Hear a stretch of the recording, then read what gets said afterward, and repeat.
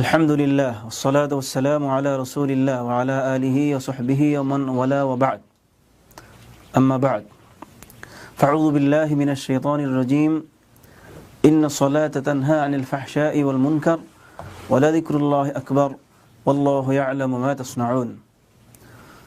সম্মানিত বাংলাভাষী ভাই ও বোনেরা, সুপ্রিয় বন্ধুগণ, আসসালামু আলাইকুম ওয়া রাহমাতুল্লাহি ওয়া বারাকাতুহু।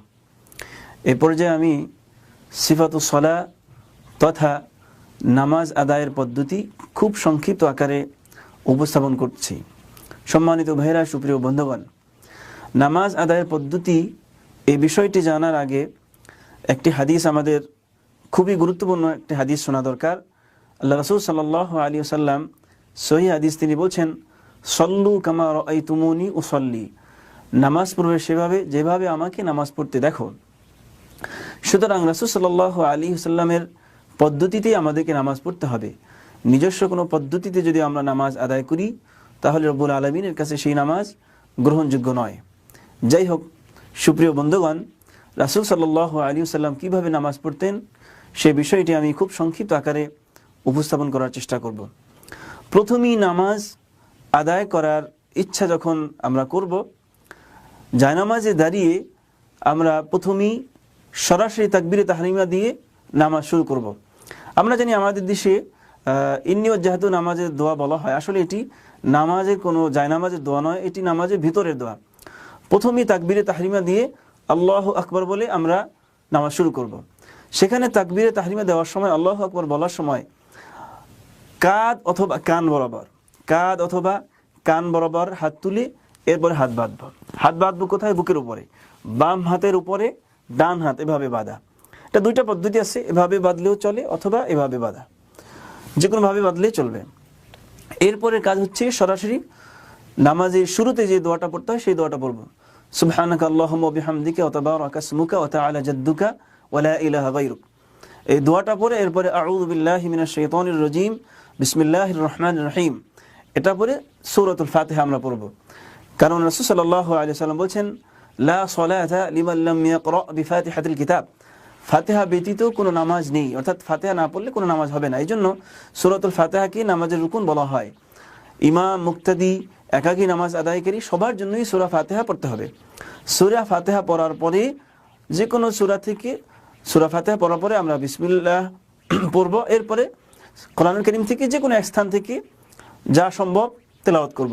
ফাকরাউ মা তায়াসসারা মিনাল কুরআন, কোরআনুল কারীমের যে কোনো স্থান থেকে কোনো পুরোপুরি সূরা অথবা কয়েকটা আয়াত পড়লেই হয়ে যায়। সূরা ফাতিহা পড়া রুকন, এরপরে অন্য কোনো সূরা পড়া সুন্নত। তবে যদি কোনো ব্যক্তি অন্য কোনো সূরা না পারে, শুধু সূরা ফাতিহা পড়ে, তাহলেও তার নামাজ আদায় হয়ে যাবে, যেহেতু রুকুন আদায় হয়ে গেল। তারপরে আমরা রুকুতে চলে যাব। রুকুতে যাওয়ার সময় আবার হাত তুলব, আল্লাহু আকবার বলে তারপরে রুকুতে চলে যাব।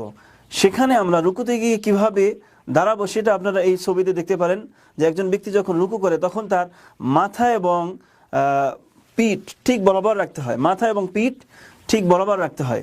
এভাবেই ছবির মধ্যে আপনারা দেখলে আরো ক্লিয়ার হবে। তো রুকুতে গিয়ে আমাদের কাজ হচ্ছে সেখানে রুকুর তাসবিহ পড়া, সুবহান রাব্বিয়াল আযীম 3 বার পড়া, কমপক্ষে 3 বার পড়া। একবার পড়লেও আদায় হয়, কিন্তু এত কৃপণতা করা ঠিক নয়, মিনিমাম 3 বার পড়া উচিত। তারপরে সুবহান রাব্বিয়াল আযীম পড়ার পরে আরো কিছু তাসবিহ আছে, যদি কোনো ব্যক্তির পক্ষে সম্ভব হয় সেই তাসবিহগুলো পড়া উচিত। সুবহানাকা আল্লাহুম্মা ওয়া বিহামদিকা আল্লাহুম্মা ইগফিরলি সুবহুন কুদ্দুসুন রব্বুল মালাইকাতি ওয়ার রূহ, এইভাবে আরো কিছু দোয়া রয়েছে, সেই দোয়াগুলো পড়া উচিত। রাসূল সাল্লাল্লাহু আলাইহি ওয়াসাল্লাম বলেছেন, আম্মার রুকু' ফাআযিমু ফীহি রাব্ব আযজা ওয়া জাল, অর্থাৎ রুকুর সময় তোমরা বেশি বেশি তোমাদের রবের মর্যাদা, শ্রেষ্ঠত্ব, বরত্ব প্রকাশ করবে। এই জন্য আমরা রুকুতে এই সুবহান রাব্বিয়াল আযীম পড়ার পরে আরও যে দোয়াগুলো বর্ণিত আসছে সেগুলো আমরা পড়ব। তারপরে রুকু থেকে উঠব। রুকু থেকে ওঠার সময় আবার তাকবীর দিয়ে তারপরে সোজা হয়ে দাঁড়াবো। সেখানে আসলে রুকু থেকে যখন আমরা উঠবো তখন সামিআ আল্লাহু লিমান হামিদা, রুকু থেকে ওঠার সময় সামিআ আল্লাহু লিমান হামিদা পড়া, কিন্তু যখন পরিপূর্ণভাবে দাঁড়ানো হয়ে যায় তখন রব্বানা লাকাল হামদ হামদান কাসীরান তাইয়িবান মুবারাকান ফি, এই দোয়াটা পড়া। এবং এটি উলামায়ে কেরাম বলেছেন ওয়াজিব, এটি পড়া উচিত এবং ওয়াজিবের অন্তর্ভুক্ত, সুতরাং পড়তেই হবে।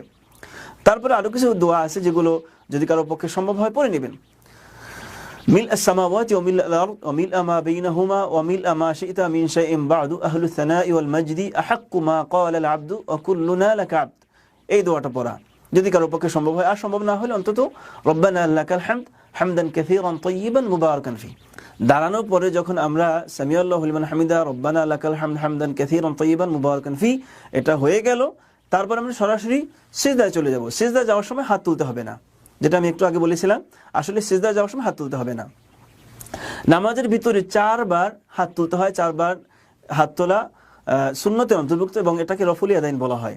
তার মধ্যে প্রথম হচ্ছে তাকবীর তাহরিমার সময়, দ্বিতীয় হচ্ছে রুকুতে যাওয়ার সময়, তৃতীয় হচ্ছে রুকু থেকে ওঠার সময়, আর চতুর্থ হচ্ছে 3 কিংবা 4 রাকাত বিশিষ্ট নামাজ অর্থাৎ মাগরিব কিংবা এশা কিংবা জোহর কিংবা আসর অর্থাৎ 3 কিংবা 4 রাকাত বিশিষ্ট নামাজে দ্বিতীয় রাকাত শেষ করে যখন ওঠা হয়, তৃতীয় রাকাতের জন্য যখন ওঠা হয় তখন আবার হাত তোলা। এই 4 জায়গায় নামাজের ভিতরে রফুল ইয়াদাইন করতে হয় বা হাত তুলতে হয়, এটা সুন্নতের অন্তর্ভুক্ত।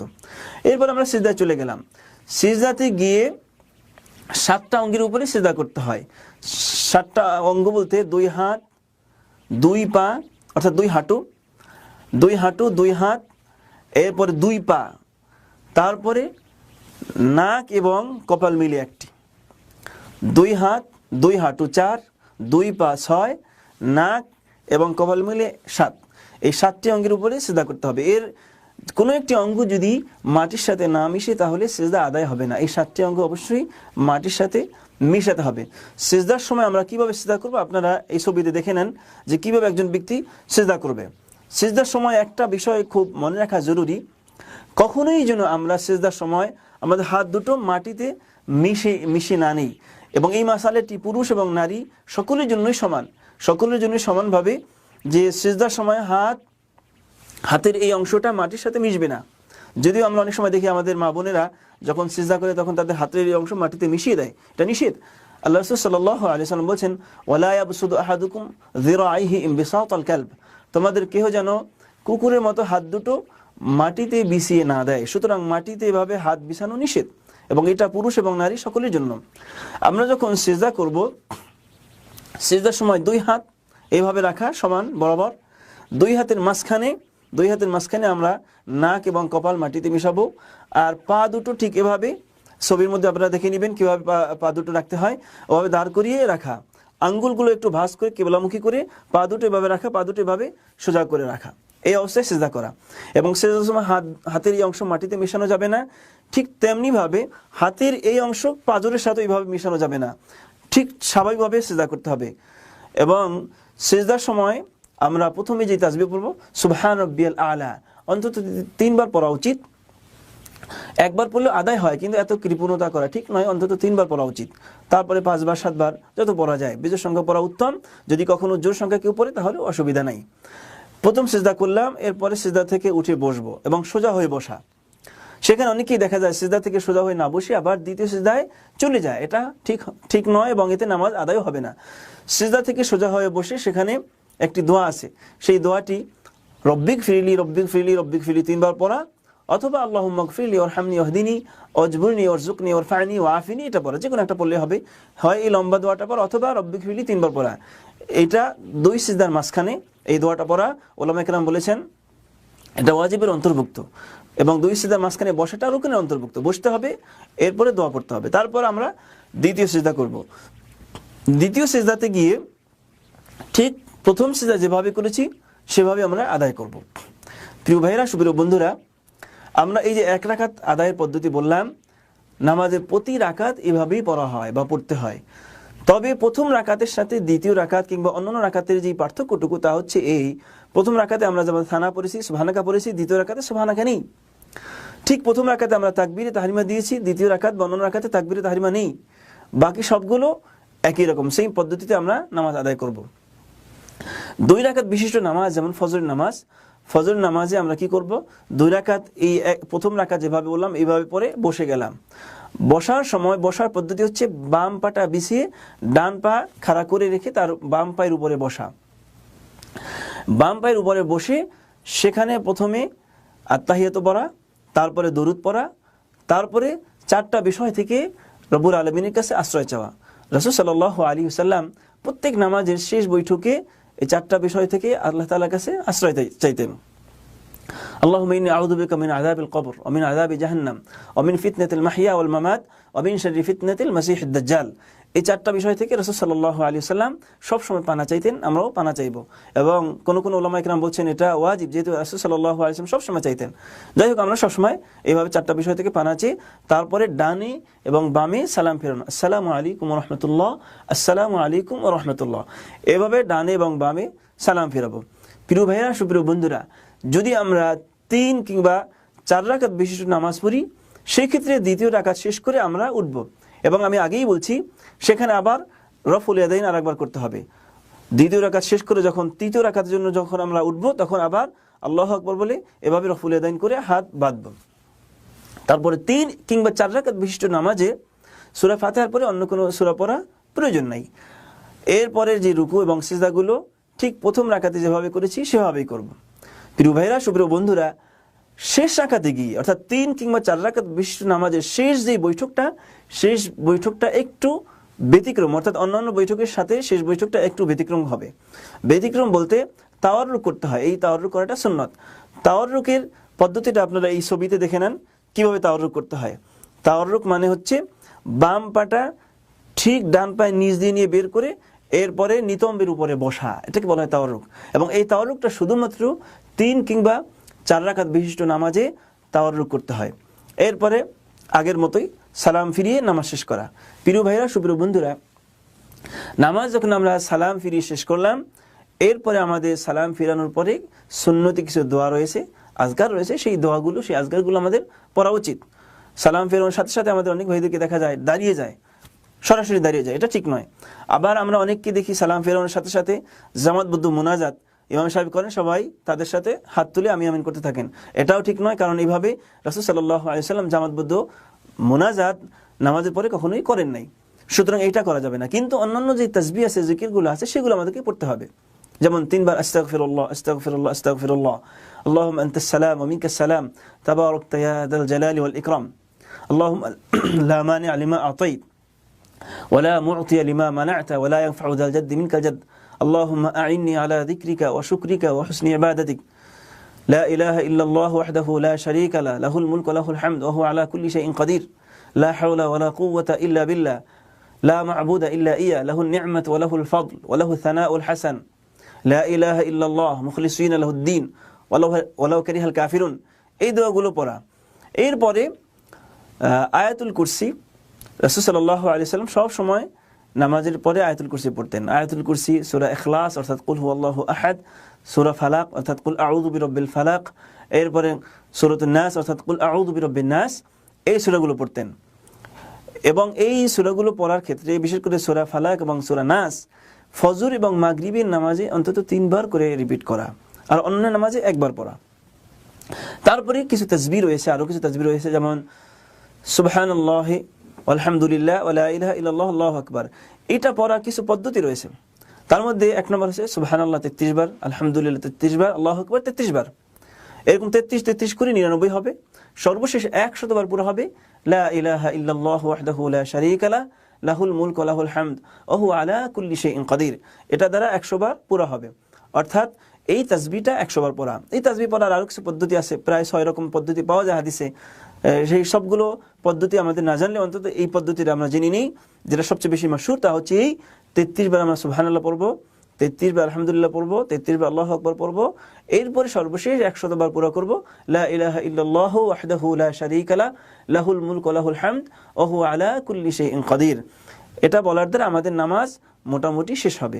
প্রিয় ভাইরা, সুপ্রিয় বন্ধুরা, নামাজ পড়ার সময় আমাদের আরেকটা বিষয় খেয়াল রাখা দরকার, নামাজের রুকুনগুলো ধীর স্থিরভাবে আদায় করতে হবে। কোনো রুকুন তাড়াহুড়া যাতে আমরা না করি, কারণ তাড়াহুড়া করে নামাজ পড়লে নামাজ বাতিল হয়ে যায়। বিশেষ করে রুকু, সিজদা এবং রুকুন যেগুলো আছে সেগুলো তাড়াহুড়া করলে, রুকু থেকে যদি কোনো ব্যক্তি সোজা হয়ে না দাঁড়ায় তাহলে নামাজ বাতিল হয়ে যাবে।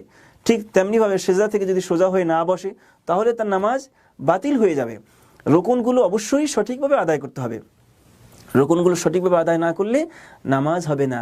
যাই হোক, আসুন আমরা সঠিকভাবে নামাজ পড়ার পদ্ধতি খুব সংক্ষিপ্ত আকারে আমি বলার চেষ্টা করেছি।